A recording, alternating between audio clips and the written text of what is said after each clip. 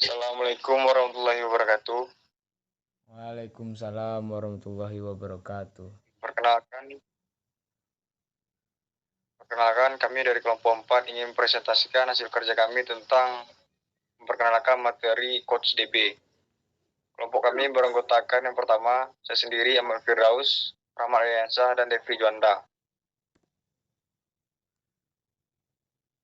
Selanjutnya, apa sih itu Coach DB?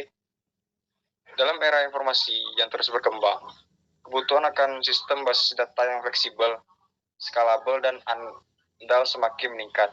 Salah satu pendekatan yang telah muncul adalah menggunakan basis data dokumen. CouchDB adalah salah satu sistem basis data dokumen yang terdistribusi dan open source yang memberikan solusi untuk kebutuhan tersebut. Selanjutnya, sejarah dan pengembangan CouchDB. CouchDB dikembangkan oleh Apache Software Foundation dan dirilis pertama kali pada tahun 2005. Dalam pengembangannya, CouchDB menggunakan bahasa pemrograman Erlang yang terkenal karena keandalannya dalam sistem terdistribusi. Dalam beberapa tahun terakhir, CouchDB telah menjadi salah satu sistem basis data terkemuka dalam lingkungan NoSQL. Selanjutnya ada karakteristik utama CouchDB.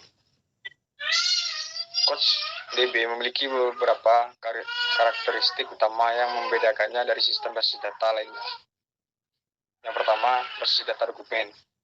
Yang kedua, arsitektur terdistribusi. Yang ketiga, akses melalui HTTP dan RESTful. Selanjutnya, arsitektur CouchDB akan dipaparkan oleh rekan saya, Rahmat Rayansyah. Kepada saudara dipersilahkan. Baik, saya akan melanjutkan presentasi. 1. Arsitektur peer-to-peer. CouchDB menggunakan arsitektur peer-to-peer, di mana setiap node dalam jaringan CouchDB memiliki peran yang setara. Setiap node disebut dengan node CouchDB dan memiliki salinan lengkap dari seluruh basis data.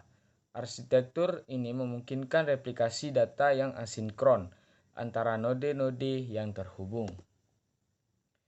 Yang kedua, replikasi data. Replikasi data adalah fitur inti dalam CouchDB.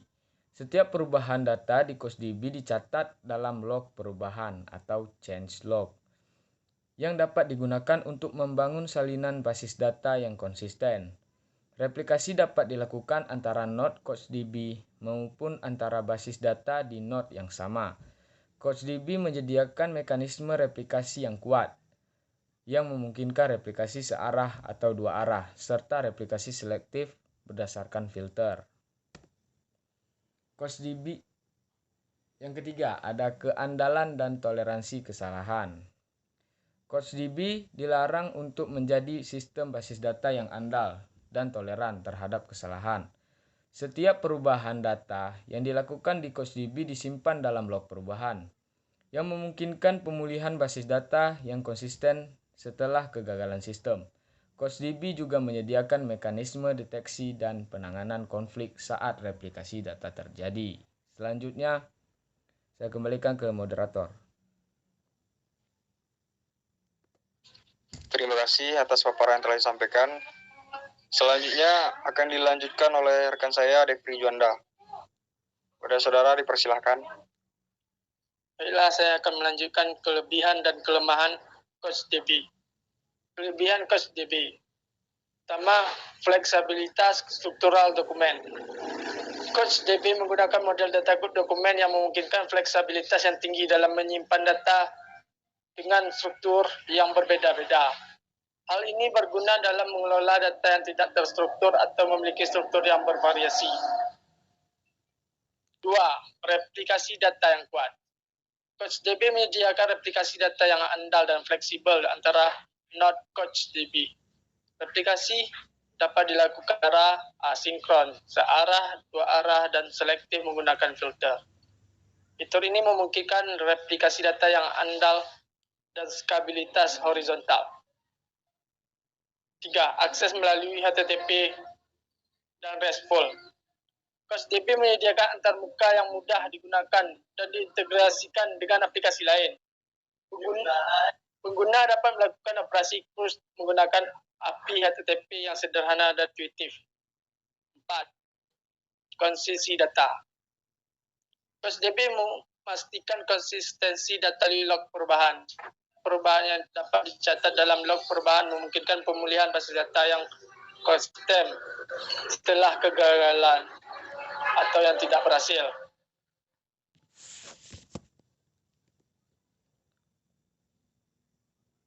Kelemahan COSDB. 1. Kurangnya dukungan SQL. COSDB tidak mendukung bahasa query SQL yang umum digunakan dalam sistem basis data relasional. Hal ini dapat membutuhkan pembelajaran tambahan bagi pengguna yang terbiasa dengan SQL. 2. Kurangnya kesesuaian dengan skema data yang terstruktur dan ketat. COSDB lebih cocok untuk data yang tidak terstruktur dan memiliki struktur yang berbeda-beda. Jika data di skema yang sangat terstruktur, sistem basis data relasional mungkin lebih sesuai. 3. Kurangnya dukungan transaksi ACID. COSDB mengutamakan replikasi data dan toleransi kesalahan pada dukungan transaksi ACID. Atomicity, konsistensi, isolation, dan durability. Jika aplikasi membutuhkan transaksi yang konsisten dan kuat, sistem basis data relasional mungkin lebih cocok.